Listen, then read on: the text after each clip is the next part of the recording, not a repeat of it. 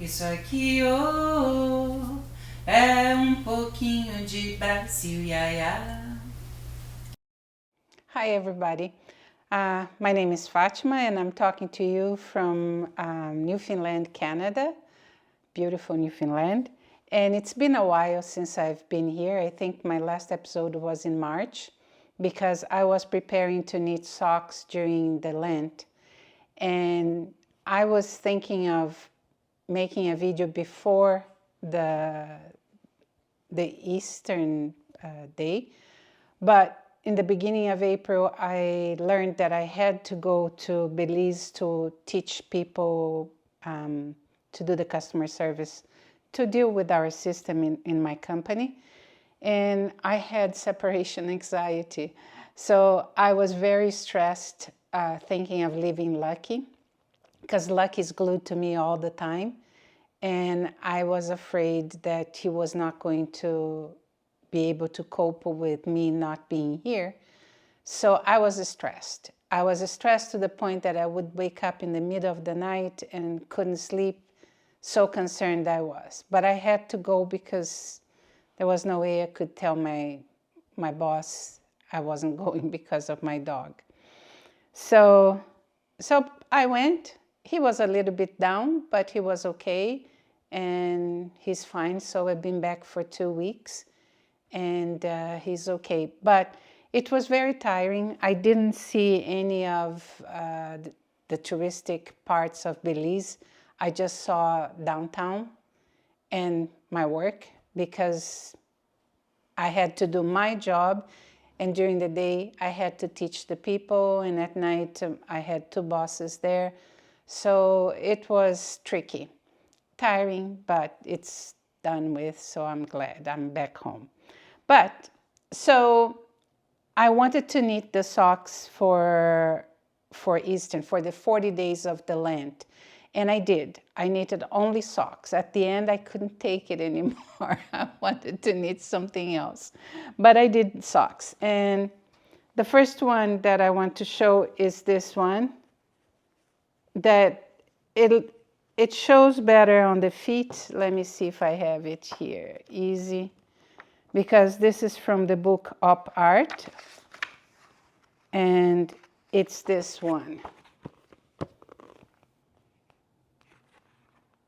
Let me see, just another page.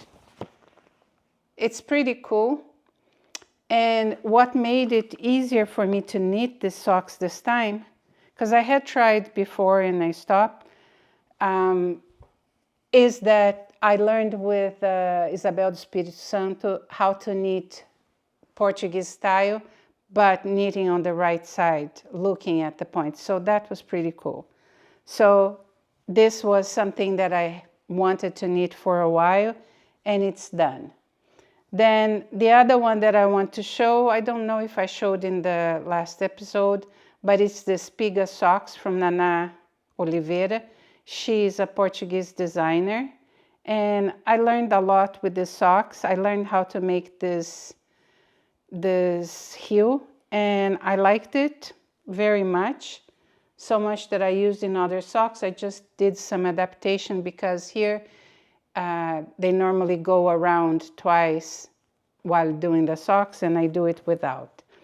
So for me not to get a hole here when I'm starting to go back without going around, I just picked the stitches twice. This one I did going around because it was the same color. So, but because I learned this, I was able to do this. So Maria João Duarte, she is Pontinhos ao Vento, and she dyes yarn for 3 years now. She's been dyeing. It started with a joke in our Zoom meetings, and now she's all over the place with her yarn, and it's very nice. And this is forgot what you call it when you have these colors that just pop out in the dark. Neon dye, neon colors. And when I saw it, I felt they're so nice.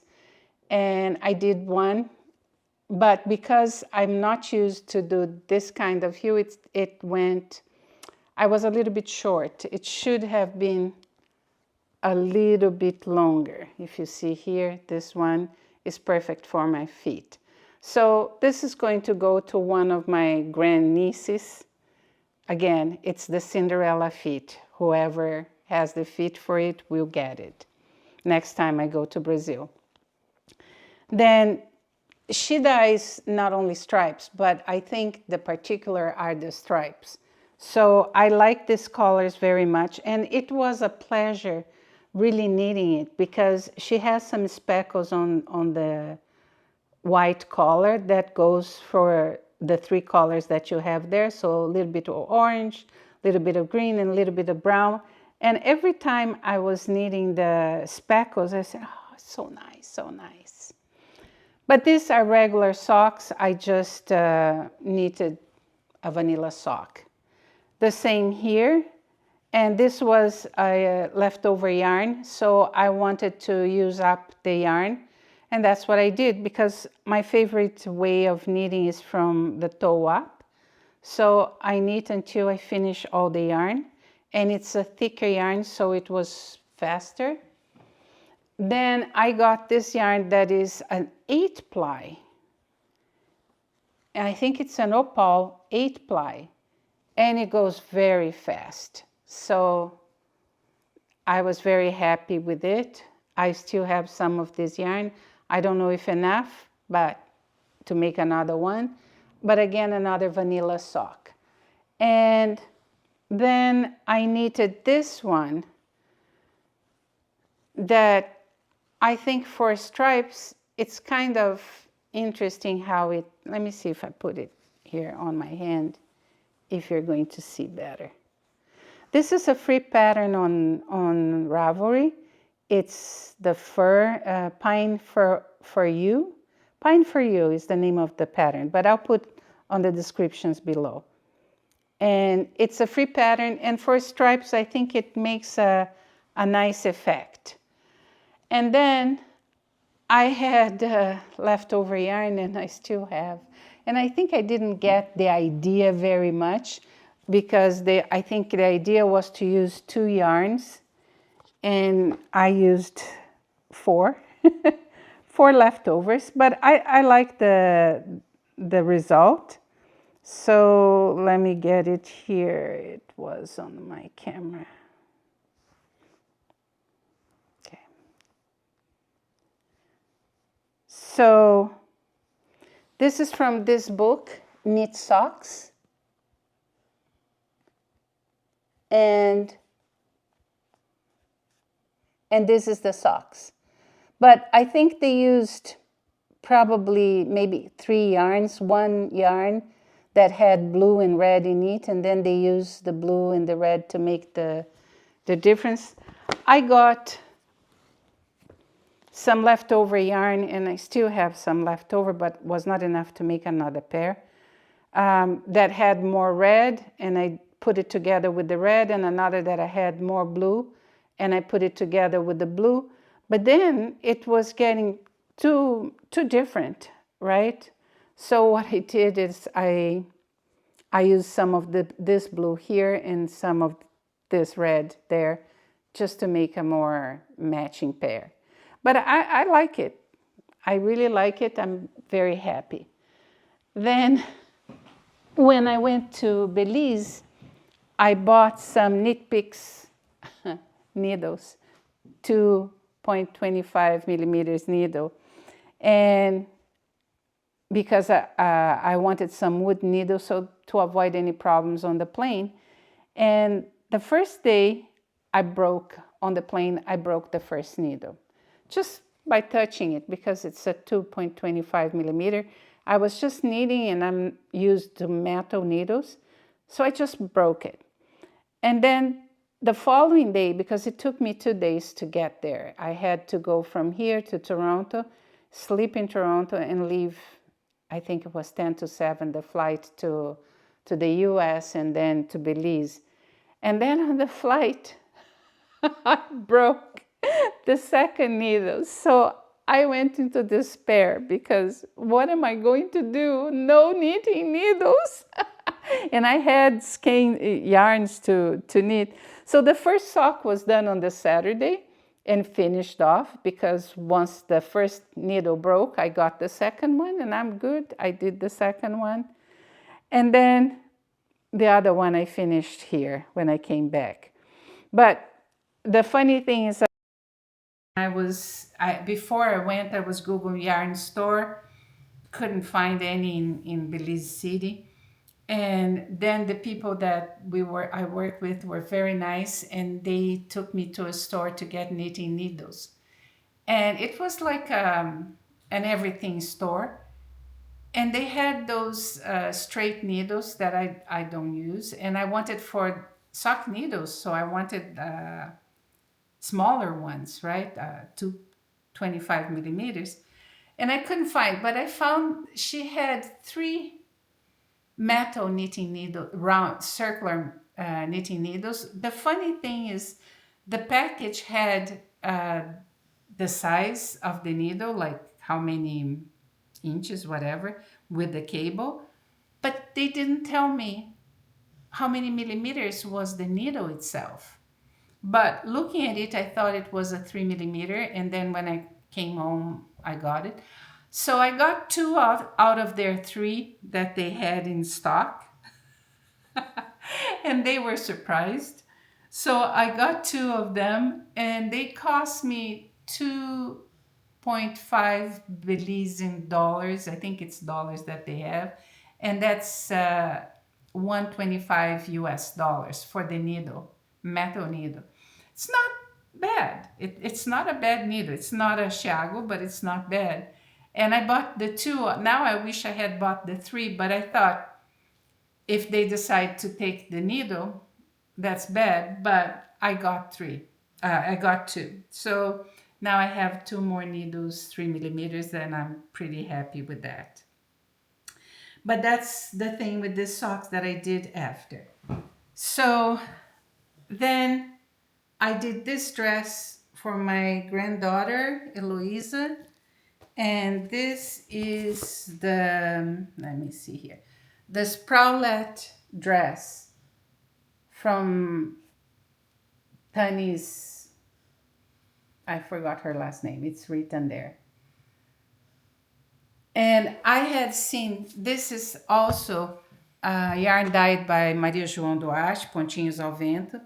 And I made size 2. And I still have a good amount left over that I'm thinking of making a hairband, the same color, or maybe socks. I don't know. But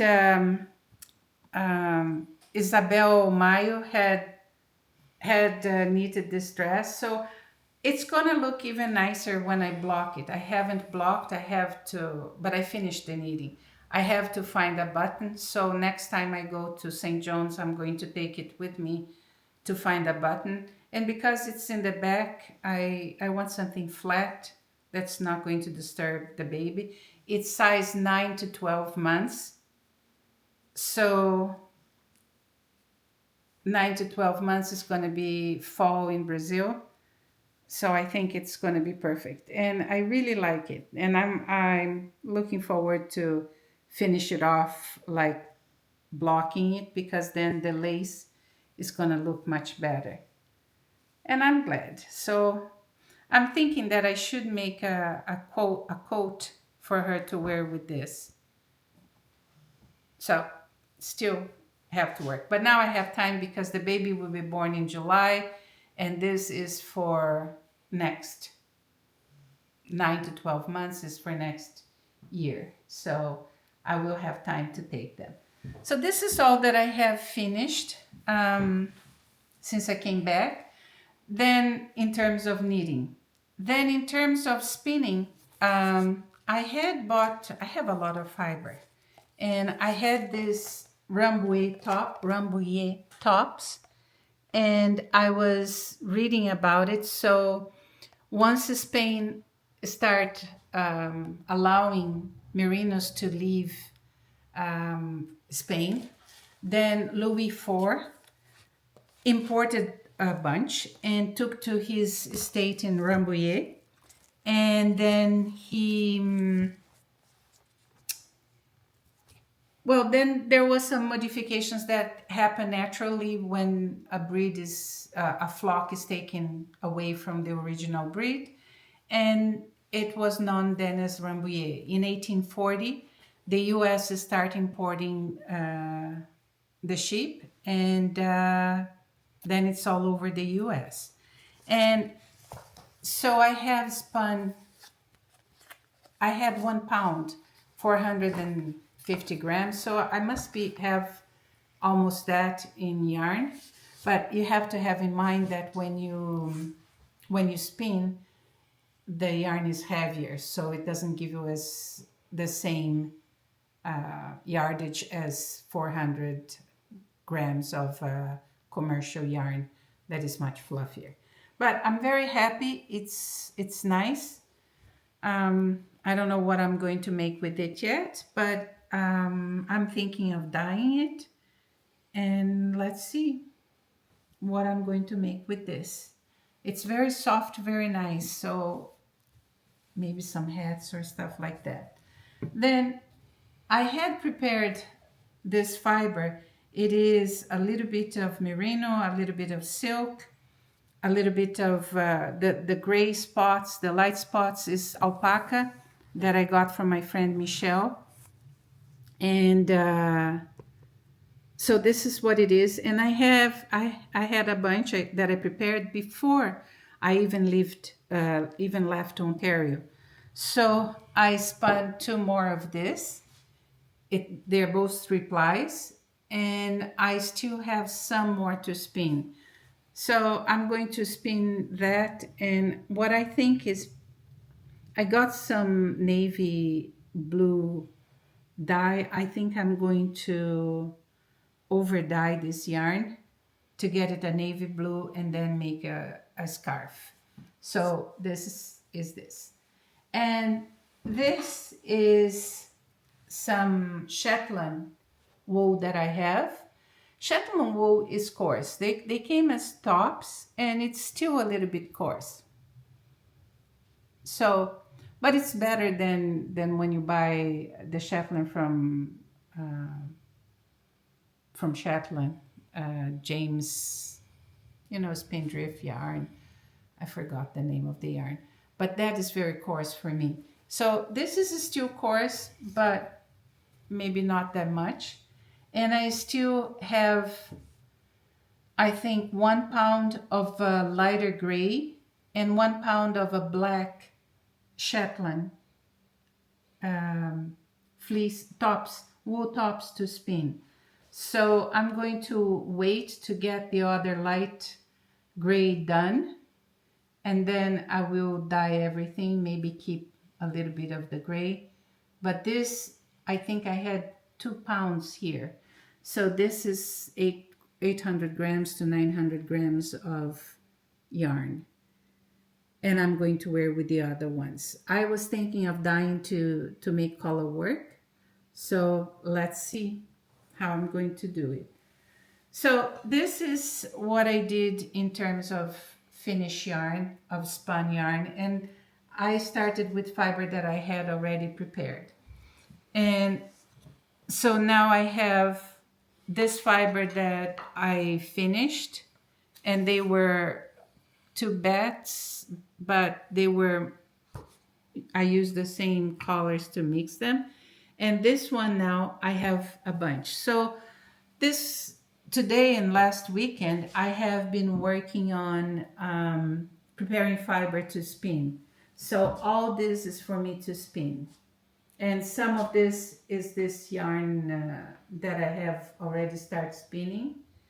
But what happens is when you have, this is all stuff that was dyed long ago and was put into bags and brought here, and they were squished. And when you dye yarn or tops in a long time, they start to get all together. They're not fluffy anymore, not so easy for you to draft when you're spinning. So all you need to do is to go through the carder again, and it gets fluffy again and easy to spin. So that's what I did with this one specifically. That is one color only. Then my friend Michelle gave me a lot of alpaca. So I got some Cordeio and I blended with alpaca in this case. So the brown is alpaca. You can even see it's fuzzier. And some of them, like this one, the pink that is coming out is silk. So I blended with silk, some with silk. And normally when I blend with silk, I have a tendency to put the silk on the top of the carder, because otherwise I feel that it kind of disappears when it's spinning. But if you have a big bunch of yarn and then you put the thing right on the top, it doesn't work well. If you try to put the silk on the carder by itself, it also gets on the small drum and it doesn't go through. So what I did is I got the Cordeio or the merino, because I think this was merino that I had dyed before. And what I did is I put the silk underneath. So the merino was on the top of the silk going through the carder, and then the big carder got both, and it didn't got stuck in the small carder. So that was good. So this is for dyeing. And then I had a bunch of colors. When I'm dyeing, if I see that I have overdone on the dye and I put too much dye, I like to get fiber and put on the dye too, to absorb that excess that I put, because that's the best way for me to not have to worry about afterwards rinsing and rinsing the fiber. So I put little bits of fiber there until the over dye that I put is done. So I had a lot of fiber. So what I did is I prepared these bats with little bits and bobs, and they are to make felting. So we went to, well, we always go, we live by the ocean, and here the beaches are rocks, and we have big rocks in most of the beaches. So I got some rocks, and I'm planning to do some door stoppers for them. I always loved that Rosalind, my friend, in one of our classes, one of the years that we went for the spinning classes, we stayed in a cottage, and she taught us how to do felting on the rock. And the cool thing is that it stays there, and then it's okay for you to put on top of your wood floor. It's not going to damage or anything. And it's a good stash burst. And I have a lot of stash, and I would like to reduce it. So I'm going to be going to the ocean beaches more often to get stuff and do this. So for today, that's it. Today is Sunday, June 1st, I guess. And everything is good. We went to Bona Vista, I think 1 week ago, to look for some icebergs. We saw some. I don't know if MeHi has any footage of that, but maybe some pictures. I don't think we have any footage. But the funny thing is, we went on Sunday to Bona Vista and we saw a bunch of icebergs. There were like really many. And there was one very big specifically that was a little bit farther than the others, but not so far.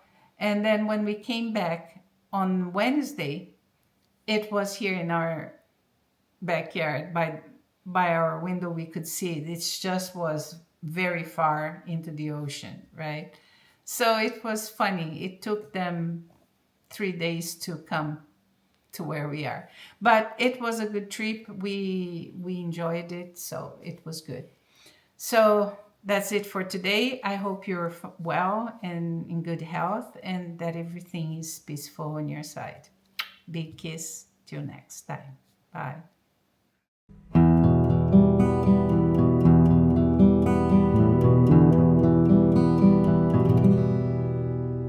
I've been drifting across the ocean.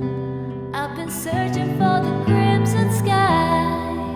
I've been stirring my emotions, looking at the ships go by. Too many roads lead to heavy load. Too many years passes hard on falls. Too many roads lead to heavy load, said the drifter as his world's gone by. Now the time is getting closer.